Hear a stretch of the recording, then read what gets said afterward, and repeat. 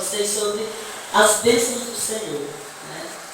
O desejo de bênçãos ao povo de Deus. Vamos ver Números 6, de 23 a 27. Nós sabemos que tudo que está no Antigo Testamento são sombras do que viria a ser. E o que veio a ser foi a luz, e a luz é Cristo. Então nós vamos trazer essa luz para revelar o que essas sombras já nos revelaram. Fala a Arão e a seus filhos, dizendo: assim abençoarei os filhos de Israel, dizendo-lhes: o Senhor te abençoe e te guarde. O Senhor faça resplandecer o seu rosto sobre ti e tenha misericórdia de ti. O Senhor sobre ti levante o seu rosto e dê-te a paz. Assim porão o meu nome sobre os filhos de Israel, e eu os abençoarei. Amém. Glória a Deus. Vamos passear nesse texto, versículo por versículo, para que a gente possa ser esclarecido pelo Espírito, né? Fala a Arão e a seus filhos, dizendo: assim abençoareis os filhos de Israel, dizendo-lhes. Hoje nós sabemos que nós somos os filhos de Israel, né? Nós somos o Israel de Deus, porque Cristo nos atraiu nele e nós cremos nessa regeneração em Cristo e nos tornamos o Israel de Deus. Vamos ver Levítico 9, 22. Depois Arão levantou as suas mãos ao povo e o abençoou, e desceu, havendo feito a expiação do pecado, o holocausto e a oferta pacífica. Amém. Então nós podemos ver que Arão, ele abençoou o povo depois do sacrifício. Então nisso nós fomos abençoados por Deus depois do sacrifício, né? Porque o sacrifício do filho dele nos trouxe a bênção de vida eterna. Essa bênção não tem maior, né? Jesus nos abençoou com todas as sortes de bênção, mas a bênção maior é saber que um dia estaremos com Ele na glória. Por quê? Porque fomos incluídos na sua morte e ressurreição em Cristo. Então, e essa bênção é para filhos, para os filhos de Deus. Vamos ver Efésios 1:3. E essa bênção se deu depois do sacrifício. Arão, depois do sacrifício, abençoou os filhos de Israel. Então, Jesus Cristo, ele nos abençoou com todas as sortes de bênção depois do seu sacrifício. Do sacrifício de si mesmo, né? Efésios 1:3. Bendito o Deus e Pai de nosso Senhor Jesus Cristo, o qual nos abençoou com todas as bênçãos espirituais nos lugares celestiais em Cristo. Amém. Então foi em Cristo que nós fomos abençoados com todas as sortes de bênçãos nos lugares celestiais. E essas bênçãos ocorreram depois do sacrifício de Cristo. Vamos ver Efésios 2, de 5 a 6. Estando nós ainda mortos em nossas ofensas, nos vivificou juntamente com Cristo. Pela graça sois salvos, e nos ressuscitou juntamente com Ele, e nos fez assentar nos lugares celestiais em Cristo Jesus. Amém. Então essa bênção, ela foi de tal maneira que nós estávamos, sem merecer, mortos em nossas ofensas e pecados, a ponto de Deus, pela sua grande misericórdia, nos dá a salvação por graça. Né? Por graça, quando Ele nos sacrifica, Ele sacrifica-se e nos sacrifica dele. E Ele nos recebe no seu corpo para nos sacrificar, para nos fazer morrer e nos levar a sentar nos lugares celestiais, nos tornando agora abençoados Israel de Deus. Vamos ver 1 Pedro de 1 a 3. Aliás, capítulo 1, verso 3. Bendito seja o Deus e Pai de nosso Senhor Jesus Cristo, que, segundo a sua grande misericórdia, nos gerou de novo para uma viva esperança pela ressurreição de Jesus Cristo dentre os mortos. Amém. Então, bendito esse Deus e Pai, Ele nos gerou de novo, porque nós éramos filhos da desobediência, filhos raça adâmica, né? E passamos a nos tornar filhos de Deus, por causa desse sacrifício do Filho que nos levou a incluirmos nessa morte, sermos feitos filhos de Deus, e nos gerando de novo, porque nós não éramos filhos e tivemos que ser mortos para ser gerados de novo.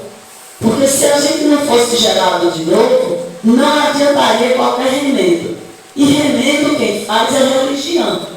Né? A religião pega você do jeito que você é, do jeito que você nasce, e incute na sua cabeça de que você tem que fazer alguma coisa para ser filho de Deus.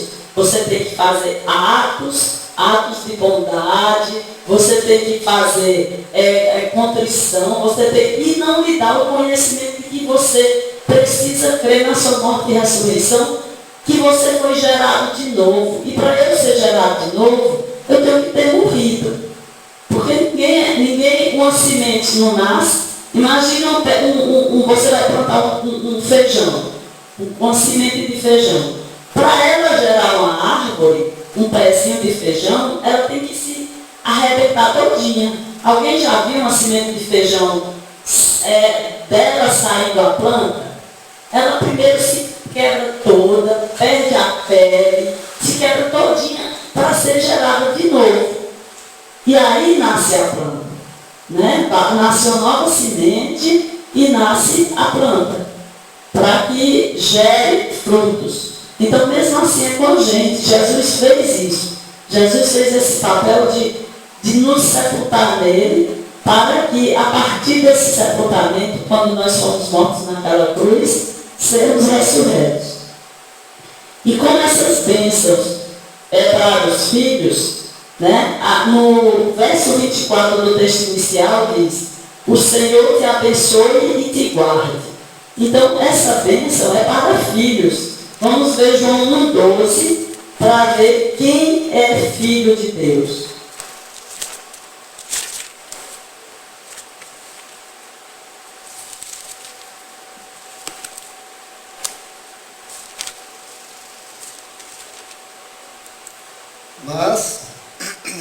Mas a todos quanto o receberam, deu-lhes o poder de serem feitos filhos de Deus, aos que creem no seu nome. Então, apesar de Jesus Cristo ter atraído todos no seu corpo, só serão filhos aqueles que creem. Porque não adianta você não crer na sua morte e ressurreição, que você não vai herdar. Né? Você só vai herdar aquilo que você conhece, aquela herança que você conhece que herdou, que você crê que herdou, que você é herdeiro dela. Se você não crê que é herdeiro da herança, você não vai tomar posse. Vai? Alguém deixou uma herança para você em algum local. Você não sabe. E você não toma posse. Se você não sabe, você não toma posse. E se alguém lhe contar e você não acreditar, você vai tomar posse. Vai? Vai não. Então, você só é herdeiro da herança de Deus, que é a bênção maior, que é a vida eterna, se você crer. E o crer faz com que você esteja empossado, empoderado de ser feito filho de Deus. Então a Bíblia diz que você deu-lhe o poder de ser feito filho de Deus. Né? Então Deus lhe empodera pela fé. E a fé é Ele também que dá. Né? A fé é dom de Deus. Vamos ver também em Gálatas 3:26.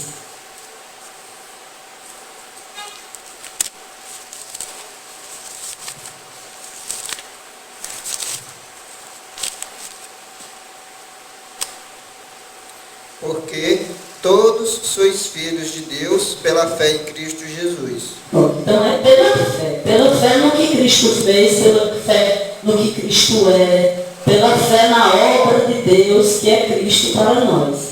Ele é o caminho que Deus preparou para nós andarmos nele. Não tem outro caminho que nos leve à vida eterna, se não for através da fé em Cristo e em tudo que Ele fez.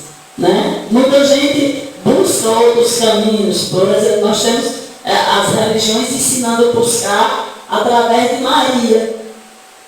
Mas a própria Maria deixou um mandamento na Bíblia. E o único mandamento que tem de Maria na Bíblia é fazer tudo o que Ele vos mandar. E ninguém atenta para isso. Fica procurando Maria. Na verdade é Cristo. Cristo é o caminho. Né? A própria mãe de Jesus em carne disse que fazer tudo o que Ele vos mandar. E uma coisa que Ele mandou foi essa: tudo que pedir ao Pai, pedir em meu nome. Né? Mas as pessoas, por estarem entenebrecidas no entendimento, ensurdecidas, elas não atentam para isso, elas não atentam para a palavra de Deus. Porque a palavra de Deus não é por inteligência da mente humana que se entende. A palavra de Deus se entende por revelação do Espírito. Então você pode ler a Bíblia, a pessoa que quer ir mais alto pode ler a Bíblia diversas vezes. Mas se ela não tiver revelação do Espírito Santo, a Bíblia vai ser só mais um livro que ela leu. Ela não vai ter entendimento do propósito de Deus na vida dela. Vamos ver Romanos 8, 14, 16.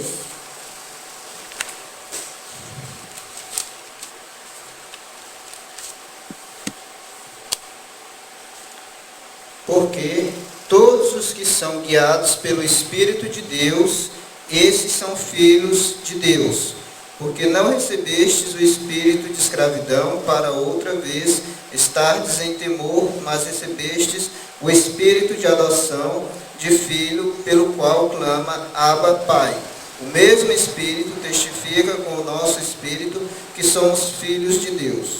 Amém. Então, é esse Espírito que nos dá essa certeza de que nós somos filhos de Deus. Não serão pessoas que vão te dizer isso. Porque as pessoas vão te dizer que tu é filho de Deus, porque olhando para as tuas obras, né? Olhando para o que tu faz. Ela não sabe no que tu crê. Né? Ela olha para a tua obra e diz: não, todo mundo é filho de Deus. Mas não é. Filho de Deus é aquele que crê em Cristo. E o Espírito vai dizer para a gente que nós somos filhos de Deus. Né? Porque o próprio Espírito vai me dar fé.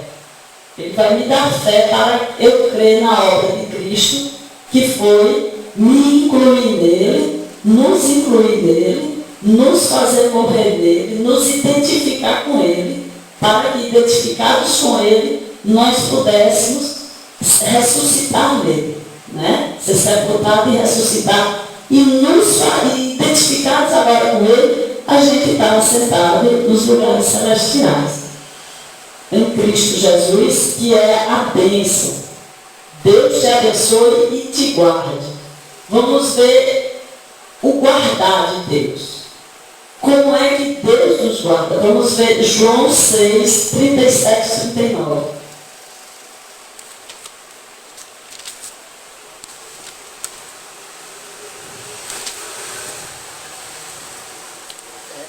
Ou é só o 37, 39.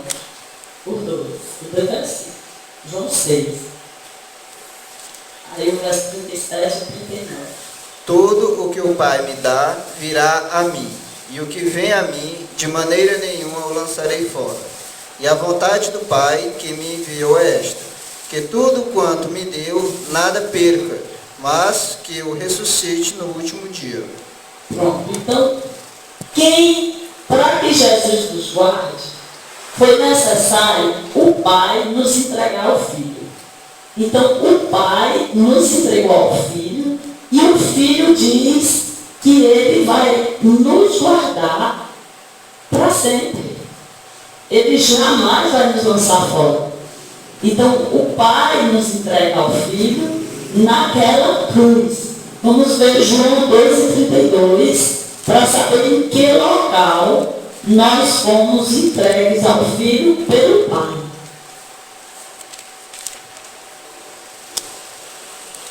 E eu, quando for levantado da terra, todos atrairei a mim.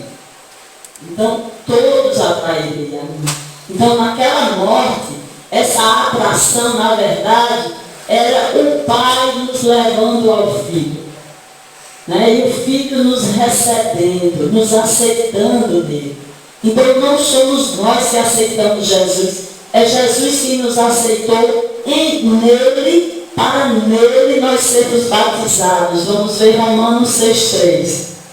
Essa é a sequência. O Pai nos entrega ao Filho, o Filho nos atrai nele, nos aceita nele, e a sequência, segue a sequência aí, Romanos 6:3. Ou não sabeis que todos quanto fomos batizados em Jesus Cristo, fomos batizados na sua morte? Então, quando ele nos atrai nele, ele vem e nos batiza nele para nós sermos incluídos na sua morte, porque nós fomos atraídos nele quando ele estava na cruz, quando ele estava sendo morto naquela cruz. Então, ele nos atrai para que a gente seja incluído também naquela morte. E ele nos recebe, nos aceita nele para receber toda a nossa carga pesada de pecado. Né? A carga era muito pesada, porque do ser humano só existia algo que era chamado pecado. E Jesus aceita receber, embora ele não tivesse pecado algum, embora ele fosse puro, ele aceita receber a maldição que a nós estava destinada para que ele nos limpasse. Então, nessa inclusão, vamos ver Romanos 6:6, o que é que acontece quando ele nos inclui naquele sacrifício de morte.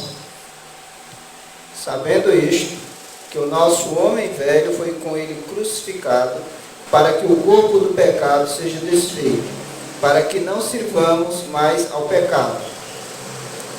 Então, a gente foi atraído em Cristo.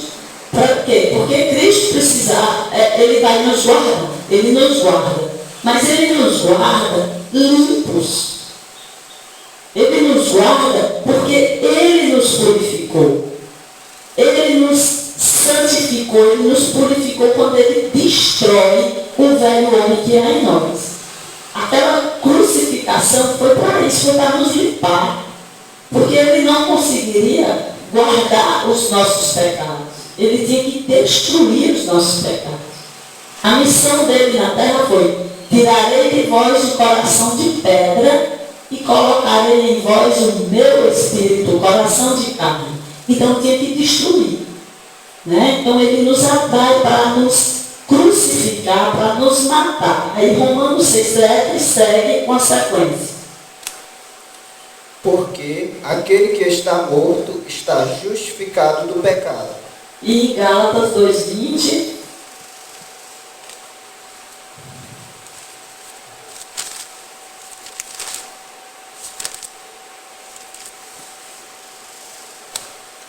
Já estou crucificado com Cristo, e vivo não mais eu, mas Cristo vive em mim.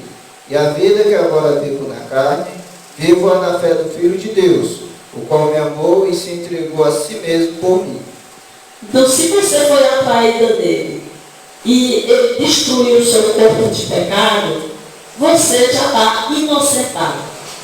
O pecado não lhe domina mais, o pecado não é mais a causa da acusação de você seja considerado morto. Porque Cristo já lhe inocentou. Ele já pagou o preço por você. Então, a partir de agora, você agora é uma pessoa crucificada em Cristo, vivendo não mais você, porque Cristo, quem está crucificado, está morto. Então, não é mais você que vive, agora é Cristo que vive em você. Por quê? Porque você não prestava. Ele precisava lhe destruir, ele precisava lhe matar para habitar dentro de você. Nós vemos aí muitas pessoas dizendo que dentro do homem existe o bem e o mal. Esse ainda não morreu, né?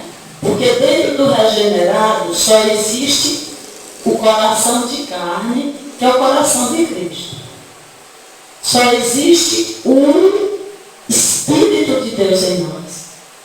Né? Vamos ver como aí no versículo Gálatas 2:20, que ele diz, não vivo eu, mas Cristo vive em mim. Então não existe mal.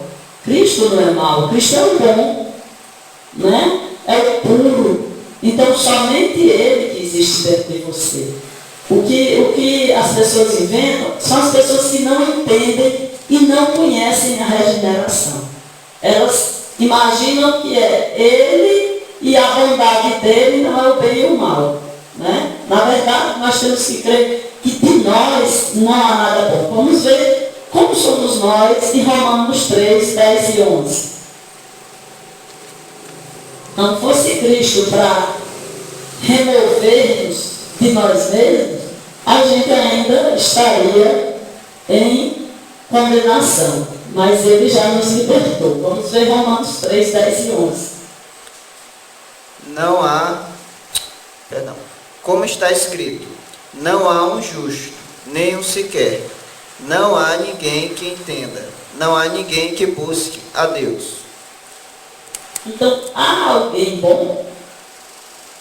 Então, só há alguém mau.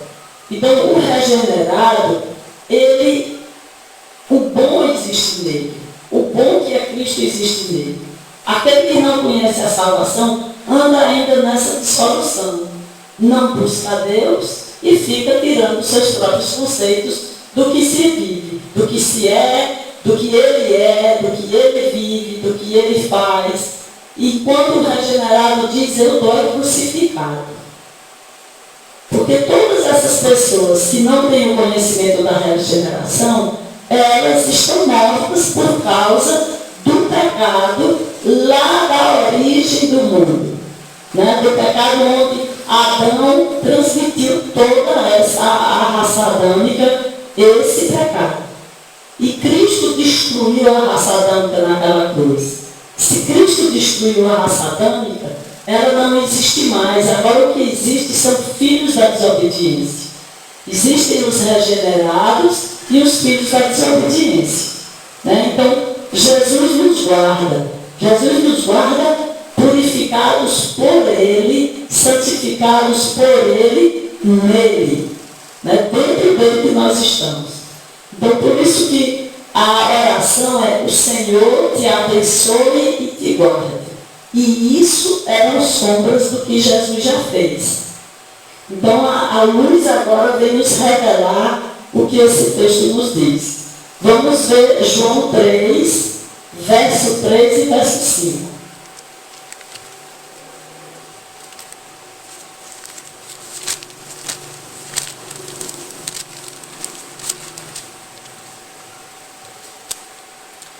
Jesus respondeu e disse-lhe, na verdade te digo, que aquele que não nascer de novo não pode ver o reino de Deus. Jesus respondeu, na verdade te digo, que aquele que não nascer da água e do Espírito não pode entrar no reino de Deus. Então, o novo nascimento é exatamente isso. É pela água e pelo Espírito. A água, que é a palavra de Deus, vai me revelar a minha morte e ressurreição de Cristo. E o Espírito vai me fazer crer nisso. O Espírito vai me dar entendimento do que é essa morte. O Espírito vai me dar entendimento de que eu não devo mais considerar o eu, e sim considerar-me morto e vivo em Cristo Jesus nosso Senhor. Vamos ver Romanos 8:11, que trata dessa vivificação do nosso corpo que ainda está na terra. Romanos 8:11.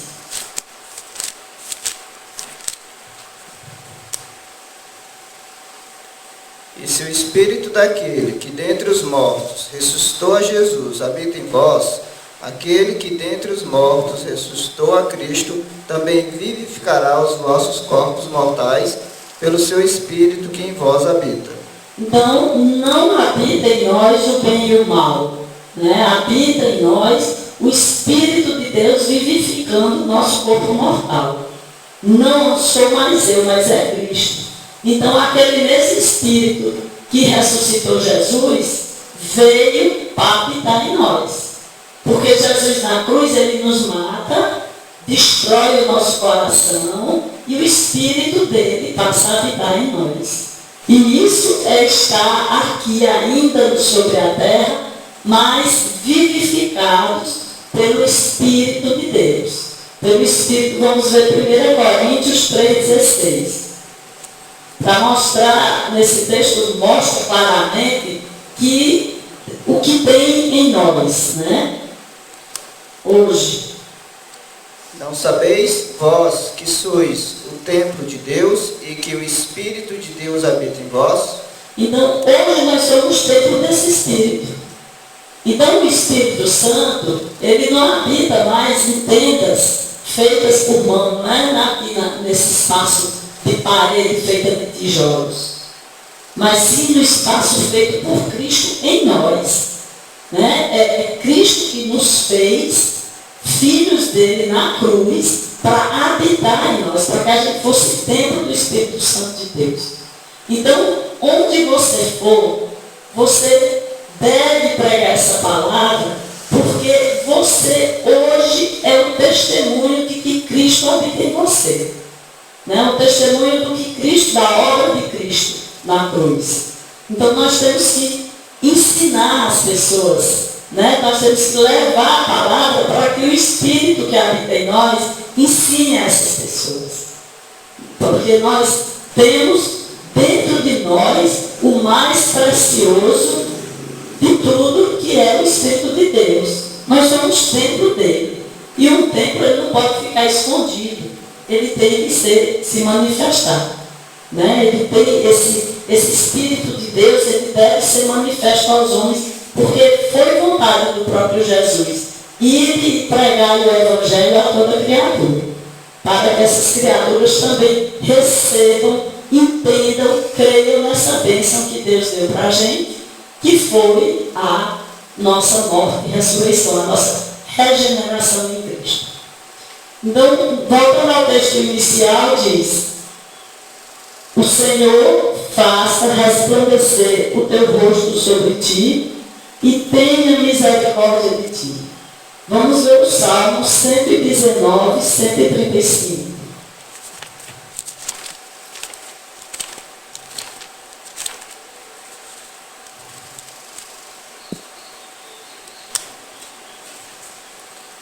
Faze resplandecer o teu rosto sobre o teu servo e ensina-me os teus estatutos. E Jesus, ele fez resplandecer sobre nós o seu rosto, né? Quando ele nos dá o seu Espírito para que nos dê entendimento da sua palavra e nos dê fé e nos fazendo crer. Então ele fez isso conosco. Quando nós cremos nessa morte e ressurreição em Cristo, na nossa regeneração nele. O Senhor, e tenha misericórdia de ti. E o que é a misericórdia? Vamos ver Salmo 103, 10.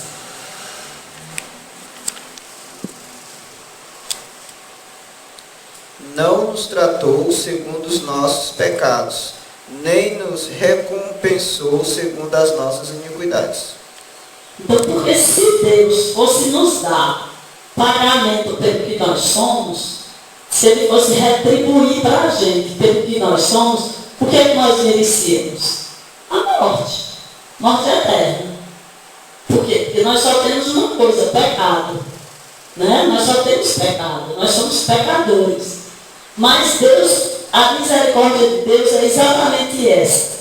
Não nos trata segundo os nossos pecados, nem nos retribui segundo as nossas iniquidades. Ele nos trata segundo o seu amor, né? Nos dando o seu Filho Porque a Bíblia diz que Deus amou o mundo de tal maneira que deu seu Filho unigênito, para que todo aquele que nele crê não pereça, mas tenha vida eterna.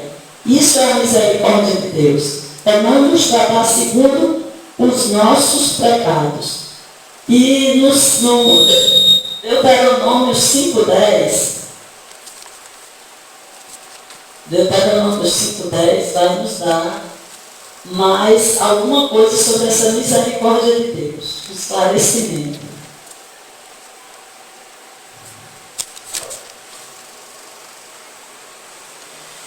E faço misericórdia a milhares dos que me amam e guardam os meus mandamentos.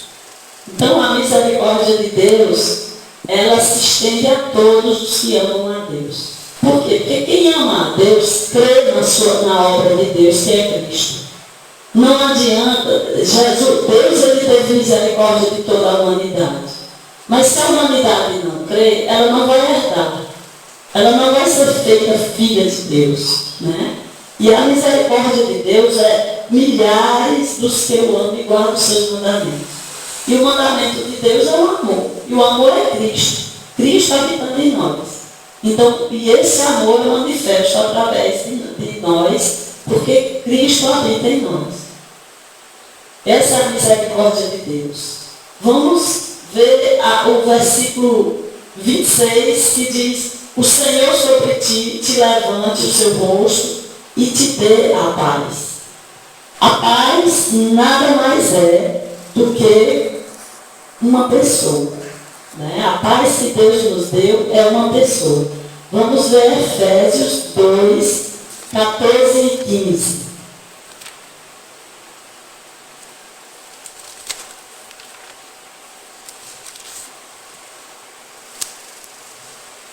Porque ele é a paz, o qual de ambos os povos fez um, e derrubando a parede de separação que estava no meio, na sua carne desfez a inimizade, isto é, a lei dos mandamentos, que consistia em ordenanças para criar em si mesmo dos dois um novo homem, fazendo a paz. Então, como nós vimos, a paz é Cristo. No nosso entendimento, no entendimento do mundo, existem várias nações, né? Existem os ingleses, existem a Europa, a Índia, o Japão, os Estados Unidos, o Brasil, a África, né? Isso aí, a gente divide o mundo desse jeito. Mas Deus, ele dividiu o mundo em dois povos, o povo santo e o povo gentil. Era essa a visão de Deus. Dividiu o mundo em dois povos. Mas existia uma inimizade entre esses dois povos. Por quê? Porque o povo santo, que era um povo judeu, o povo de Israel, era um povo de Deus que cria em Deus. E os povos gentios, eles não acreditavam em Deus, eles acreditavam em deuses. Né? Tinha Deus do sol, Deus da lua, Deus de tudo. Tinha um Deus para cada coisa. Né? A deusa do amor, Deus do não sei o quê. Cada coisinha tinha um Deus. E o povo de Israel só existia o Deus único e verdadeiro que tem todo o poder, o eu sou. Então, esses povos, eles não se uniam por causa dessa divisão. Mas Deus, ele reúne todos em Cristo. Quando ele atrai a todos, ele faz essa paz. Né? Aquela separação que existia, os condenados e o povo de Deus, Deus reúne todos no só corpo. Ele não vê distinção mais entre quem era gentil e quem era judeu. Ele agora atrai todos ao seu corpo, não levando em consideração as crenças. Ele não leva em consideração mais o seu pecado. Ele simplesmente diz: são vocês que eu quero. Eu quero vocês para meus filhos. E aí essa separação que havia entre esses dois povos é quebrada em Cristo. Então Cristo se torna a paz desse povo. Cristo se torna a nossa paz. Nós, por exemplo, se for na visão de Deus, nós éramos gentios. Porque nós não somos da nacionalidade judaica. Né? Nós somos brasileiros e brasileiro é gentio. Mas hoje nós não somos mais desse povo. Nós somos agora povo de Deus, porque nós cremos que estamos atraídos em Cristo. Nós agora fazemos parte do Israel de Deus. Não existe mais a distinção entre brasileiro e judeu. Existe agora um só povo, os regenerados. Então, Jesus é a nossa paz. Né? Essa paz desejada é a paz, é Cristo. Então, muita gente está achando que paz é um estado de calma. Né? Hoje eu estou de paz porque ninguém lá em casa está doente, nós estamos bem financeiramente, nossos vizinhos são nossos amigos. Então tem gente que acha que paz é isso. Não está tendo guerra no Brasil, então nós estamos em paz. E paz não é isso. Isso é paz do mundo. Paz do mundo não vai te levar a Deus. Jesus é a paz. Então está nele. Nele nós temos paz porque nós temos certeza de que quando nós sairmos daqui, dessa terra, nós já estamos nos lugares celestiais em Cristo Jesus. E nós estamos assim, sem distinção, se eu sou brasileira ou se eu não sou judeu. Né? Eu sou regenerada em Cristo. Isso é que importa. Eu sou filha de Deus. Nós somos filhos de Deus, todos os que creem na sua morte e ressurreição em Cristo. Essa é a paz. Então, o Senhor sobre ti levante o teu rosto e te dê a paz. Vamos ver João 14, 27.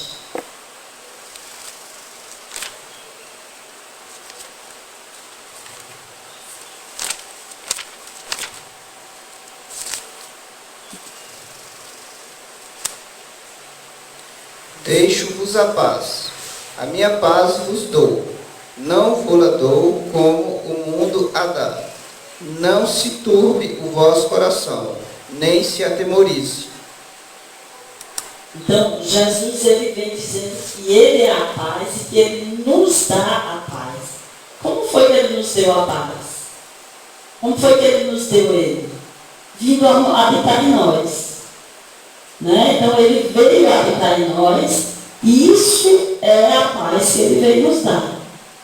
O santo, o puro, habitando no impuro. E Ele ainda diz que nós temos... vamos passar por aflições desse mundo. Mas se você tem a paz dentro de você, essas aflições não vão lhe tirar desse lugar. Por quê? Porque o próprio Jesus disse que aquele que o Pai me dá, eu jamais lançarei fora. Então nós estamos guardados nele. É crer nisso. Crer que, apesar das circunstâncias, você está em paz. Você tem a paz em você. Né? Você não deixe que as circunstâncias turbem o vosso coração. Especialmente aquele povo, os apóstolos, eles passaram por muitos sofrimentos. Né? Os sofrimentos de serem presos. Hoje, nós já ainda não estamos passando por isso. Mas nós passamos por outros tipos de aflições. Né? Ser às vezes rejeitado por ser cristão. Né? Você está em casa, o povo não quer ouvir a palavra. As pessoas querem lhe taxar de carola, de diabo, de fanático. Então, isso é a falsa, a tribulação, a aflição que você passa. Às vezes você fica triste porque você está querendo levar o melhor e a pessoa não quer. Mas não se aborreça não, porque você tem Cristo. Né? Você vai passar por essas aflições Mas Cristo disse que tende paz, porque eu sou a vossa paz. Né? Ele é a nossa paz. Vamos ver 2 Tessalonicenses 3,16.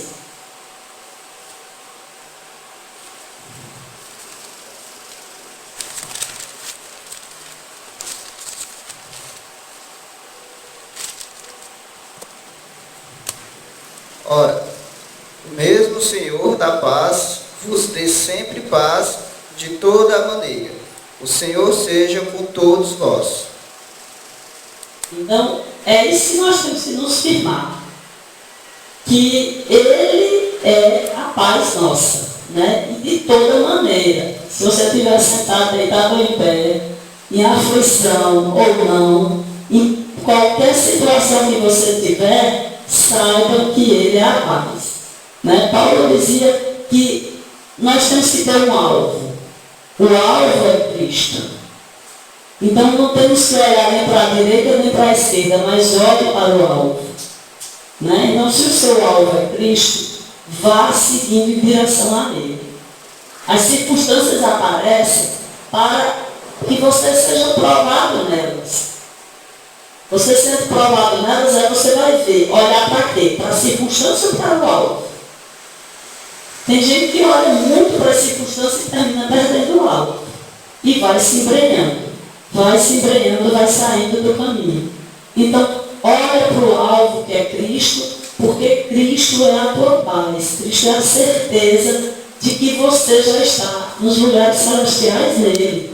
Né? Então, não tem por que você estar imaginando que agora está tudo perdido, agora está tudo caiu de cima para baixo. Não é assim que o cristão tem que ser. O cristão regenerado tem que saber que você está morto e que é Cristo que agora rege a sua vida. É o próprio Cristo que vai tomar as providências. Jesus disse que entrega-me o teu fardo e fica com o meu que é leve e suave. Então, se eu tenho aquele que é capaz de resolver todos os problemas, por que é que eu vou ficar em desespero? Né? Não tem porquê. É acalmar, buscar a paz, olhar para dentro de você, que dentro de você tem Cristo, e viver isso. Né? Assim porão o meu nome sobre os filhos de Israel e eu os abençoarei. Né? Então, que nome é esse que foi colocado sobre o Israel de Deus? Vamos ver Deuteronômio 28:10.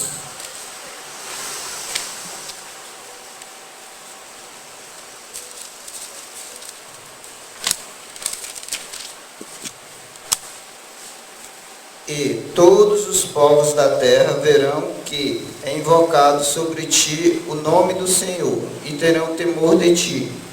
Então, é um nome que gera temor às pessoas. Porque é um nome poderoso. Né? É um nome que todos aqueles que olham para os filhos de Deus vão ver que nele há uma paz.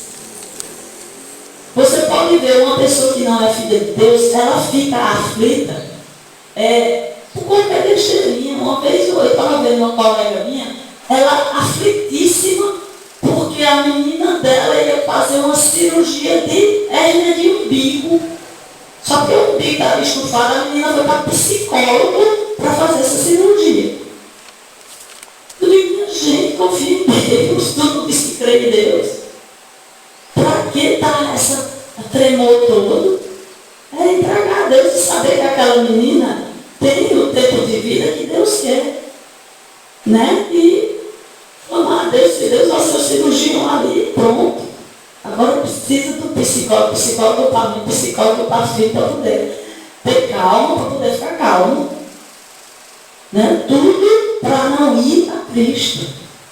Como é que uma pessoa dessa pode dizer que crê que Cristo é a paz dela? Ela ainda não crê na sua morte e ressurreição. Né? Então, a gente fica... e E o regenerado, ele é testemunha do Cristo que habita nele. Porque mesmo passando por tanta tribulação, por tanta coisa, ele está ali confiando. Né? Vai para a oração, vai conversar com o Pai, né? Porque sabe que o Pai, de lá ele vem a solução. Né? Que o Pai já lhe guarda de todas as coisas. Vai agradecer, porque nesse momento é para a glória dele. Né? Você sabe que nesse momento é para a glória dele. E sabe que ele é o seu consolo. Então, esse é o nome do povo do Israel de Deus. Vamos ver Filipenses 2:9.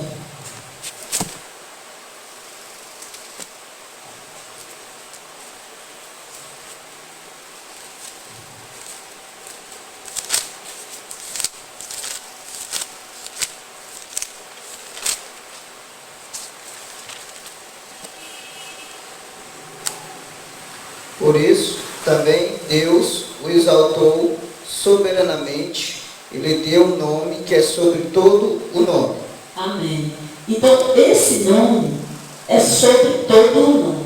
Não existe nem no céu nem na terra algo que seja maior do que o nome de nosso Senhor Jesus Cristo, que é o nosso Deus. Porque nele, dele e para ele são todas as coisas. Então, é um nome soberano. É um nome, e esse nome habita dentro de nós. Por que nos afligir? Né? Por que nos se sentir sós? A gente não pode jamais dizer que está só. Nós podemos dizer que temos Deus, que temos Cristo habitando em nós, que Ele nos fortalece, Ele nos conduz e Ele nos leva a caminhos maravilhosos, porque a sua vontade é boa, perfeita e agradável. É nele que nós temos que confiar, é nele que nós sabemos que Ele já nos abençoou, já nos guardou. Então, esse texto, o Senhor te abençoe e te guarde, te faça resplandecer o seu rosto sobre ti, tenha misericórdia de ti, e sobre ti levante o seu rosto e te tenha paz. Isso é algo que já aconteceu para nós, filhos do Israel de Deus. Amém, meus irmãos? Amém. Eu já agradeço a Deus, né?